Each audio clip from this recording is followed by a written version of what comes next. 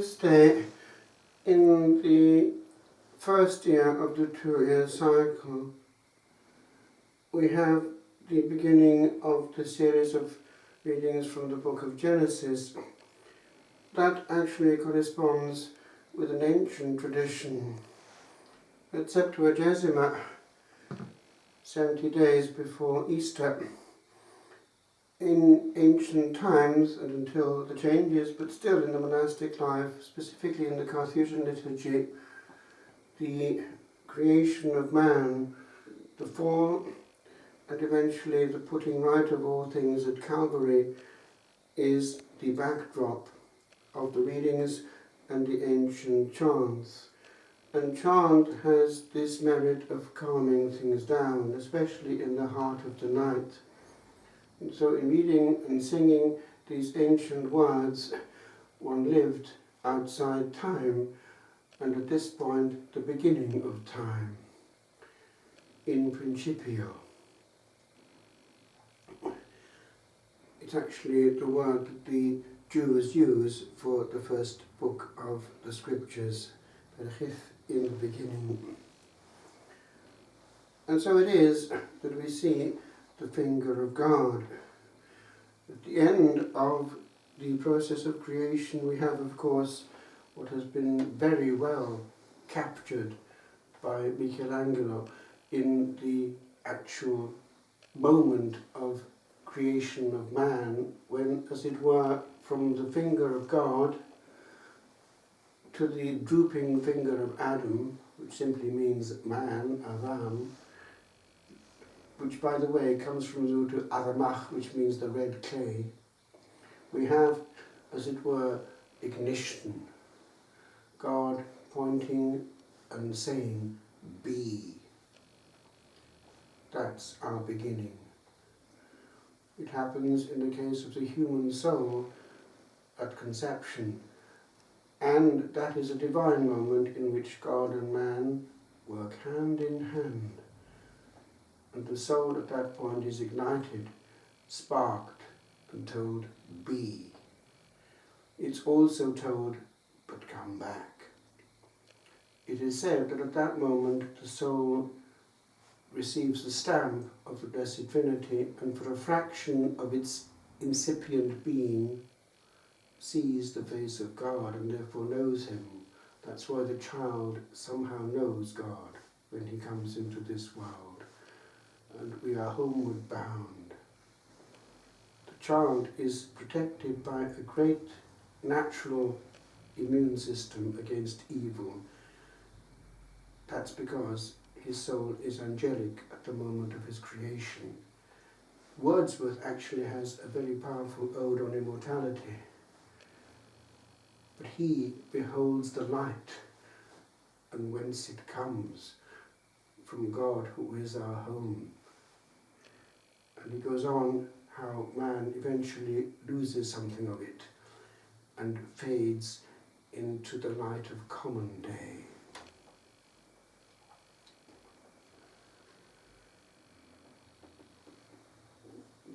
The martyrs used time to the maximum, and their last moment was on Calvary.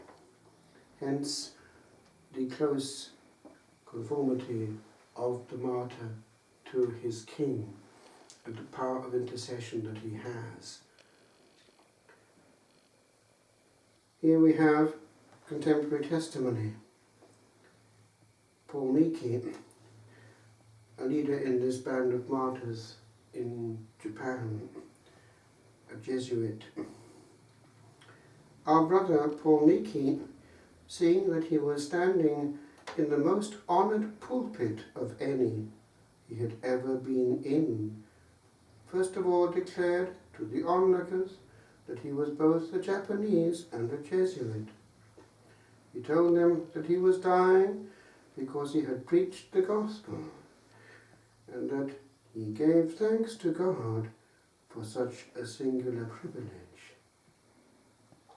When living in Rome, in the Marino College, and overhearing their conversation at table, I did pick up the fact that they were a little ill at ease about the fact that, generally speaking, they were unable to have that thrust of direct evangelization when they went to places nowadays, compared with what they had had, because their presence sometimes in some cultures was reduced to a cultural presence.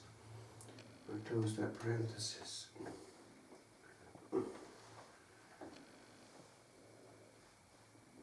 Then he added the following words: "Since I have now come to this moment, I do not think there is anyone among you who would believe that I would willingly tell a lie."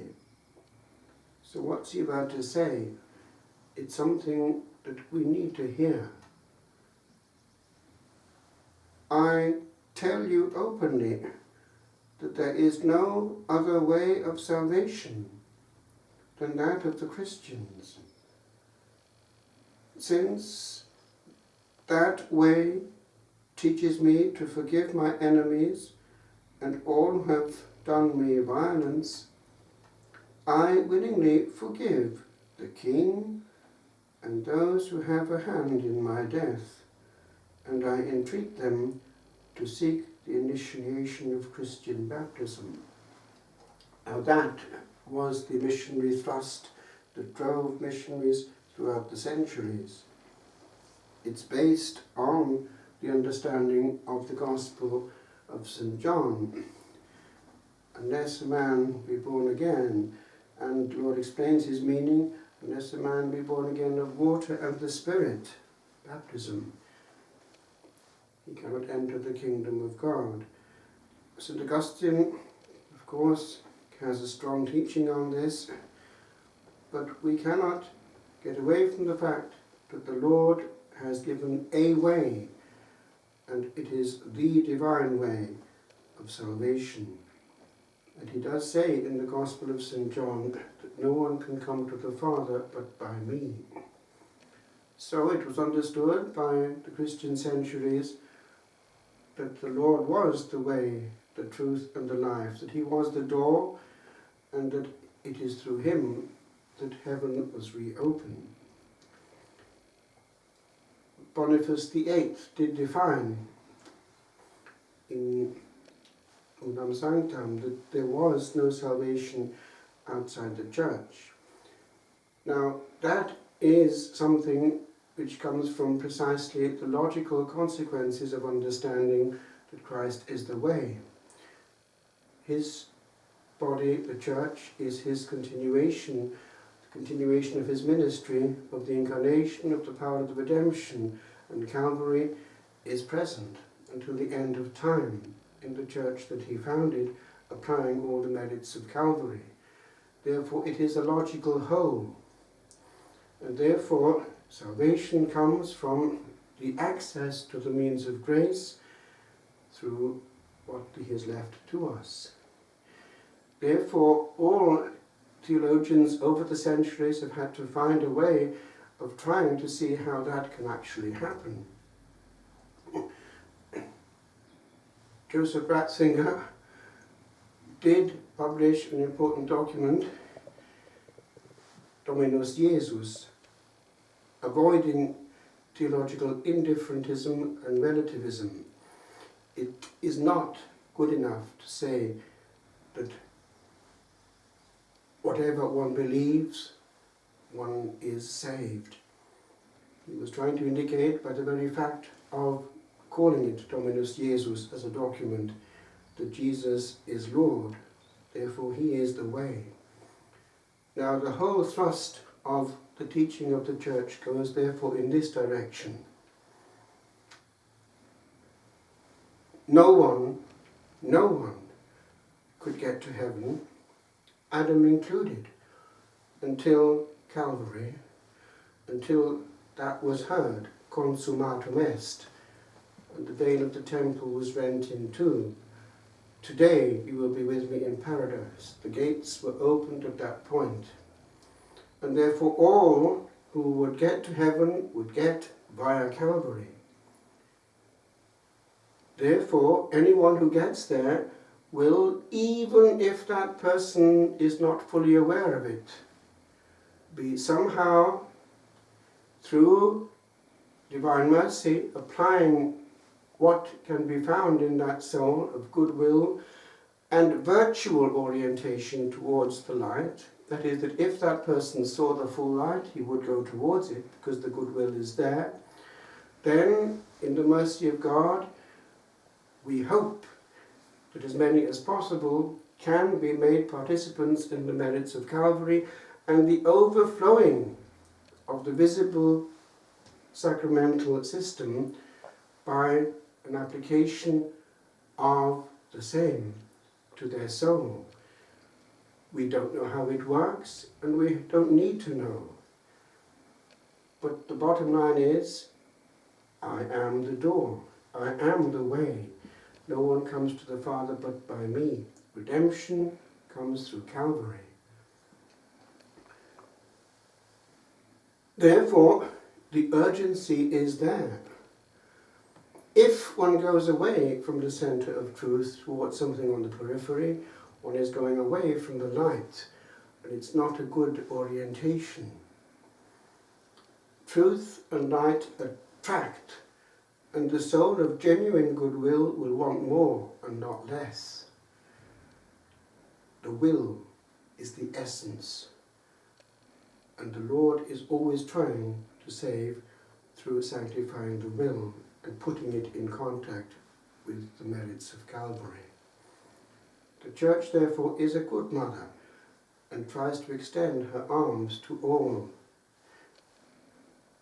We are in that. And like Paul Miki, we have the urgency. We need to bring the Lord to people's souls before they die. As it happens, Nagasaki, where they were martyred, was the most important centre of Christianity in Japan. As time went on, it is there that Maximilian Kolbe went, and he was normally going to construct his big centre in Nagasaki itself, but was warned somehow not to do so and to go on the other side of the mountain. And he followed the inspiration, and therefore when it came to the war, it was spared the consequences of what happened at the end.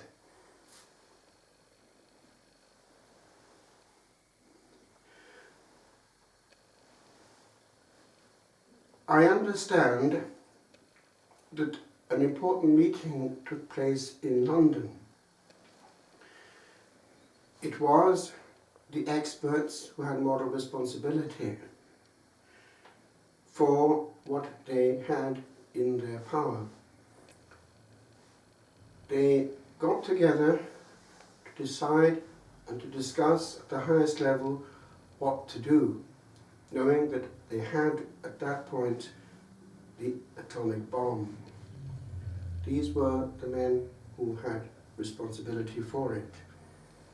And it was decided at this meeting that they would give a 3-stage warning to the Japanese. First, they would say that they had the bomb, and if they surrendered at that point, well and good. If not, then they would explode one over the ocean to show that they were not bluffing. If they surrendered, well and good. And then, and only then, if nothing happened, would they explode it on a city. When they got to the aeroplane on the way back to the States, they learned that the bomb had gone off at Hiroshima. So the decision had been taken over their head. And eventually, I believe on the 6th of August, it happened eventually at Nagasaki. I may be wrong, that could have been the first one. I do believe that actually it had not been intended initially that the one at Nagasaki should go off at that point of that geography, but it happened because of a combined set of circumstances. Apparently what happened was there was a difficult situation of weather, making it difficult to negotiate the original point. And so that decision was taken late in time, and I think actually even in flight. So they went there. Now it could be, and experts have looked into this, and they think that it's possible because that was the major centre of Christianity in Japan, that it was as though these were being asked to participate in some kind of victimhood, because they would have been praying in a state of grace to take on themselves this, and that brought the war to an end. It did, however, it did show what man is capable of. And indeed, it may be that the miracle of the sun at Fatima is an indication of something of what could happen. For when the sun came towards them, they cried out, thinking it was the end of the world. The sun, remember, is some kind of huge nuclear continuous reaction, of fission, of huge light and energy coming out of this ongoing atomic reaction. And it could be that that is an indication of what could happen. And it could happen soon.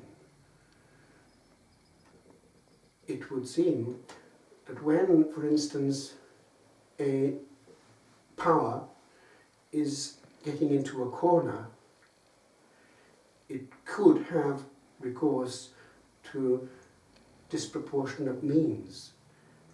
It has happened over history, it can happen again. We have no idea what 2023 holds for us. All we can do is live in the present and plead for peace.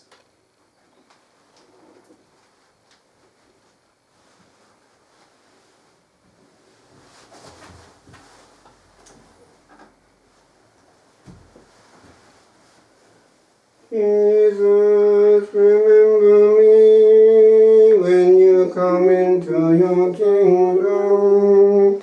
Jesus, remember me when you come into your kingdom. Jesus, remember me when you come into your kingdom. Jesus, remember me when you come into your kingdom. Jesus, remember me when you come into your kingdom. Jesus, remember me when you come into your kingdom.